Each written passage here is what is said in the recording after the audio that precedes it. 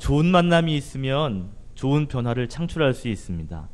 좋은 만남이 있으면요, 그 사람을 통해서 좋은 일들이 일어날 수 있는 그러한 계기가 될 수 있어요. 그래서 사람은 누구를 만나느냐, 누구를 만났느냐에 따라서 인생의 판도가 바뀔 수도 있습니다. 그만큼 한 사람 만나는 것이 참 중요하죠. 여러분 한번 생각해 보세요. 지금 함께 결혼해 살고 있는 남편과 아내가 있는데, 만약에 지금 그분과 지금의 아내, 지금의 남편을 선택해서 결혼하지 않았더라면 여러분의 인생은 어떻게 됐을까요? 좀 변했을 것입니다. 지금의 남편, 지금의 아내가 아닌 다른 누군가와 결혼했다면 아마 우리의 인생은 어떤 사람은 굉장히 많이 변할 수 있고요, 또 어떤 사람은 조금이나마 아마 그 인생이 바뀌었을 것입니다. 저는 개인적으로 지금의 사모님이 아닌 제 첫사랑과 결혼했다면 제 인생은 완전히 달랐을 거예요. 물론 그렇게 안 한 것이 천만다행이죠.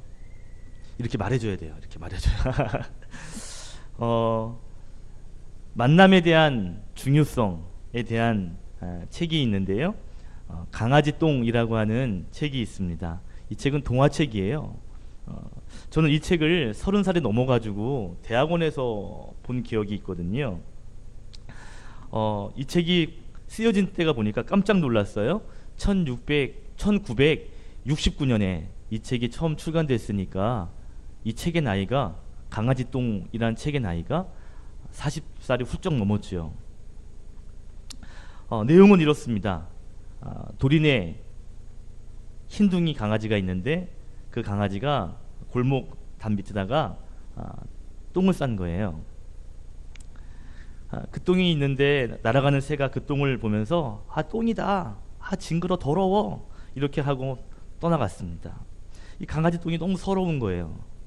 똥이 더럽다고 그러고 싫다고 이야기하고 떠나니까 너무너무 이 똥이 자존심이 상한 거죠.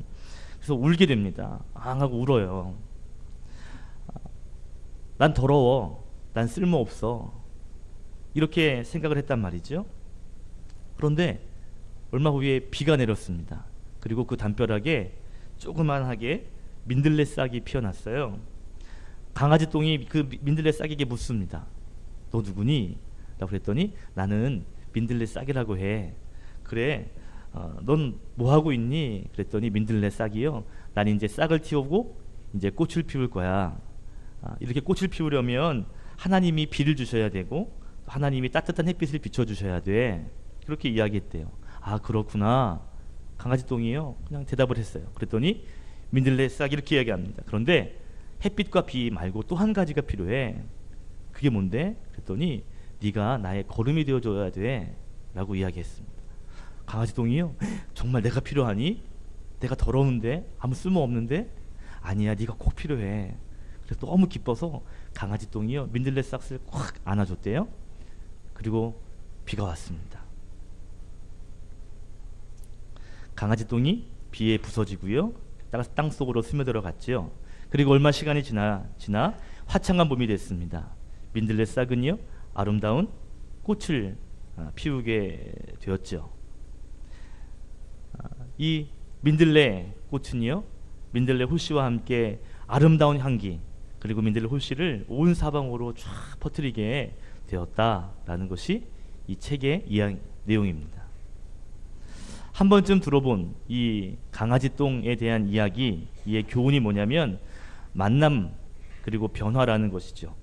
비록 더럽게 여겼던 강아지 똥이지만 민들레를 만났더니 아름다운 꽃을 피울 수 있었다는, 누구를 만나느냐에 따라서 가치가 바뀐다는 것입니다. 중요한 것이 뭔지 아세요, 여러분? 중요한 것은 지금의 나의 모습이 아니라 내가 누구를 만나 변화되는가, 이게 참 중요합니다.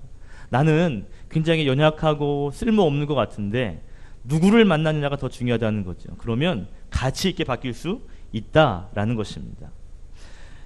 강아지 똥이 민들레를 만나서 변화되었죠. 이 만남이 중요하고 변화가 중요합니다. 사랑하는 우리 교회 성도 여러분, 지금의 나, 내 모습, 내 형편, 이것보다 더 중요한 것이 있어요. 그것은 내가 지금 누구를 만나느냐, 그리고 그를 만나서 어떻게 변화될 것인가, 이것이 굉장히 중요한 가치입니다. 저는 오늘 이 밤에 저와 여러분이 살아계신 하나님을 만나서 변화되는 역사가 있기를 주의 이름으로 축복합니다. 아멘. 우리가 하나님을 만날 때 강아지 똥 같은 우리 인생이요, 민들레 호시 될 수 있는 그러한 변화를 맞이할 수 있습니다.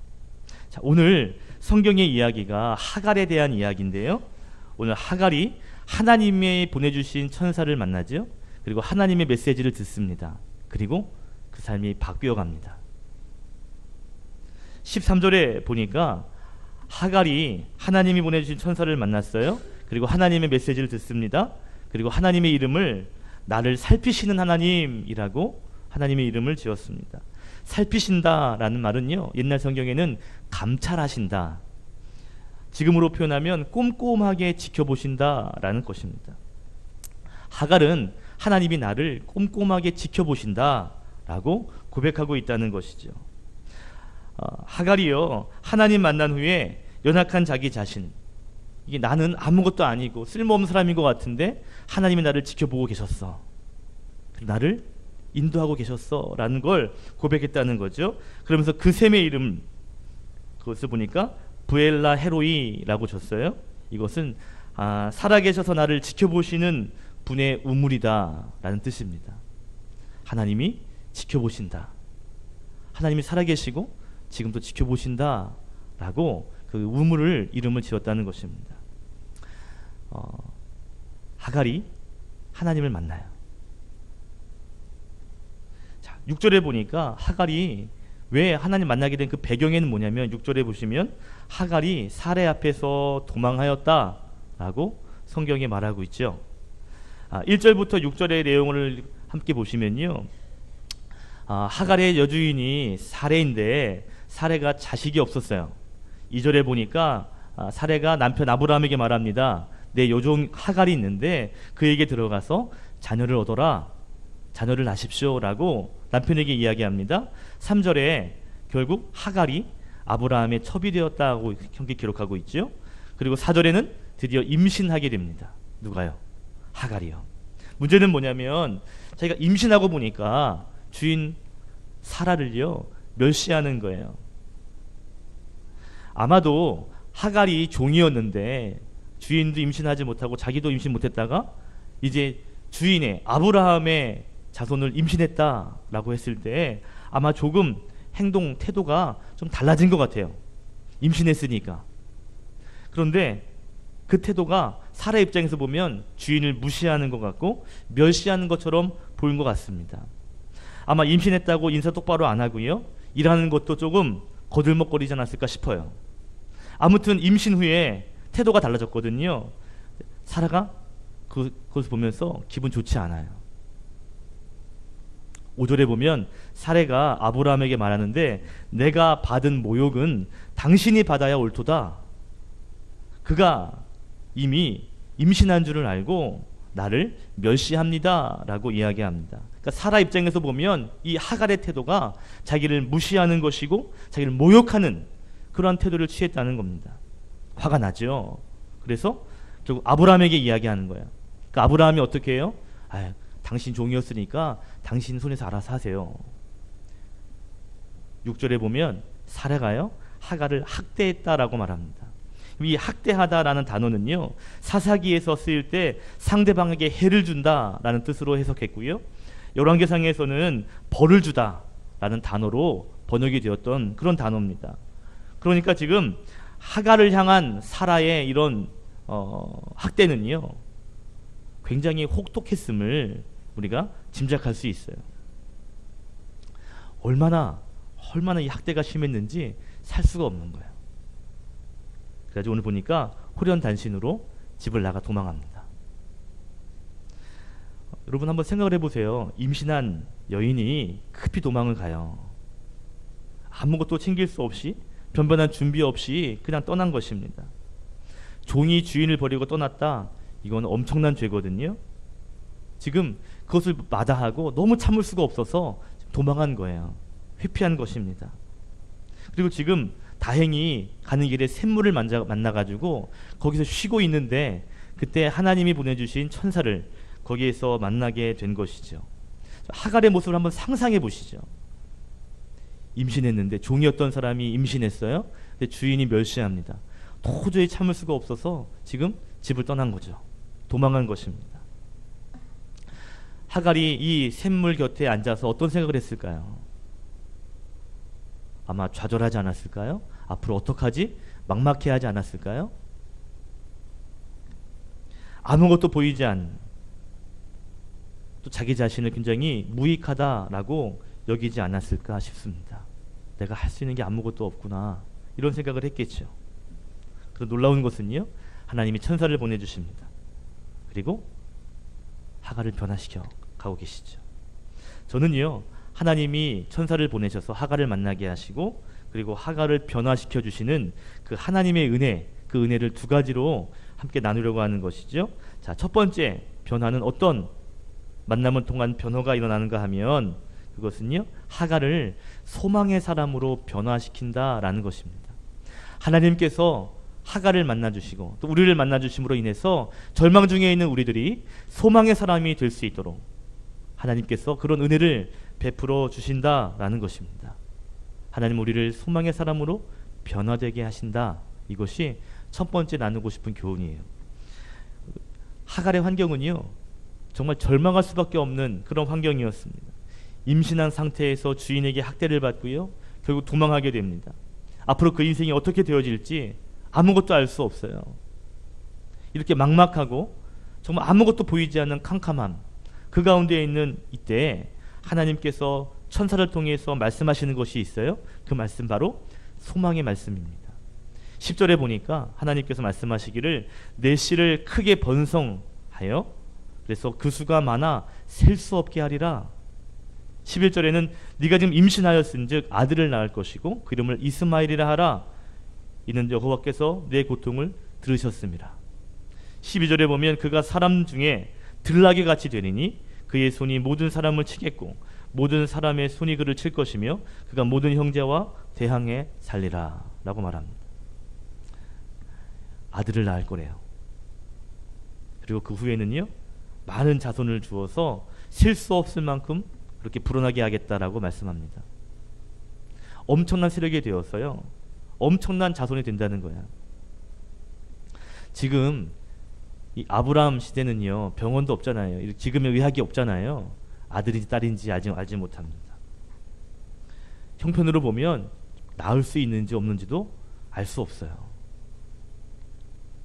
앞으로 어떻게 살아야 될지, 뱃속의 아이를 낳은들 어떻게 키워야 되지? 라는 생각으로 지금 절망 가운데 있을 수밖에 없습니다. 돌아간들 오히려 큰 학대가 있을 것이 뻔합니다.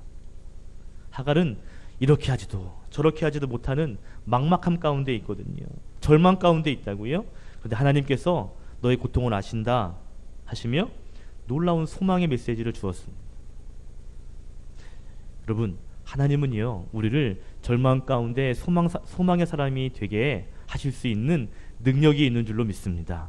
아멘. 힘들고 어렵지요. 절망할 수밖에 없습니다. 그럼에도 불구하고 하나님께서는요, 소망의 메시지를 주시는 거예요. 소망을 가지라고. 영국의 성직자인 제레미 타일러라고 하는 사람이 이런 말을 했어요. 하나님은 꼴찌를 택해서 1등을 만드신다. 하나님은요, 저 끝에 있는 꼴찌를 택하여서 1등으로 만드실 수 있다라는 이야기를 합니다. 그러면서 하나님의 위대한 일꾼들은 그들이 연약했음에도 불구하고 그들이 그렇게 하나님을 의지했기 때문에 그들은 위대한 일을 성취할 수가 있었다라고 이야기해요. 그들이 잘나서가 아니라는 거죠. 능력이 많아서가 아니라는 것입니다. 여전히 서울로 보면 저 끝에 있을 수밖에 없는 사람들인데 그들이 하나님을 의지할 때 하나님이 그들을 1등으로 만드셨다는 거예요. 이게 소망입니다. 우리 인생은요, 어쩌면 저 끝에 있는 것처럼 볼 수밖에 없는 인생을 살 때가 많아요. 그런데 하나님을 의지하고 하나님의 능력을 붙잡으면 하나님 우리에게 소망을 주셔서 저 끝의 자리에서 머물기만 하시는 것이 아니라 이 앞의 자리로 오게 하실 수 있는 분이 하나님이라는 것입니다. 하나님은요 그렇게 능력 주시고 우리를 바꾸어 가시는 그러한 분이라는 것입니다. 하나님이 소망이거든요. 그 소망이 하나님의 능력이 오늘 우리 가운데 임하게 될 줄 믿습니다. 아멘. 그렇기 때문에 세상이 주는 소망이 아니라 하나님 주시는 소망을 품어야 합니다.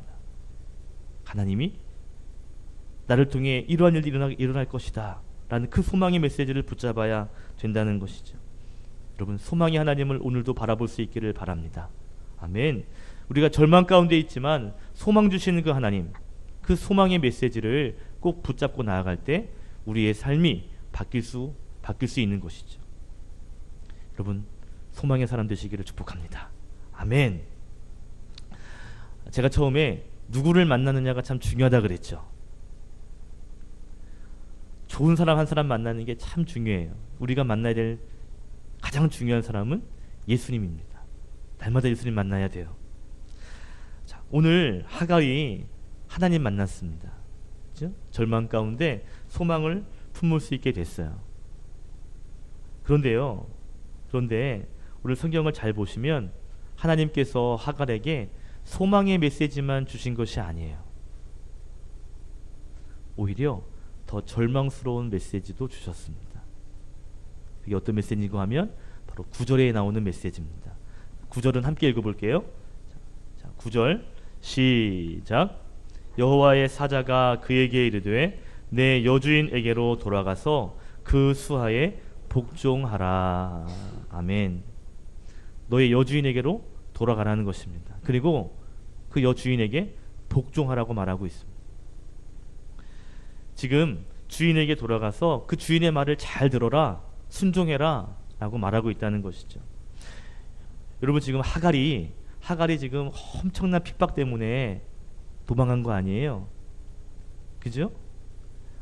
어떻게 될지 정말 아무것도 모르지만 정말 이거보단 낫겠다 싶어가지고 도망간 거 아닙니까? 차라리 밖에서 주는 게 낫다 하면서 지금 하갈이 도망친 거 아니에요? 오죽했으면 도망했겠어요. 그런데 하나님은요 하갈에게 다시 돌아가라고 말합니다. 죽기보다 싫은 그곳으로 다시 가라는 거예요. 이게 하나님의 절망스러운 메시지라고 할 수 있습니다. 하갈이 듣기에는요 너무 절망스러운 거죠. 하나님, 제발 제발 거기만큼은 다시 보내지 마세요 하는 그 자리로 다시 가라고 하신다는 거죠. 그런데요, 하갈이 그 자리로 갑니까 안 갑니까? 갑니까 안 갑니까? 하나님 알겠습니다 하고 순종하고 가요? 아니면 안 됩니다 하고 그냥 도망간 길을 그대로 도망합니까? 하갈이 다시 돌아갑니다. 창세기 21장에 보시면 드디어 사라가 임신해요. 이삭을 낳습니다.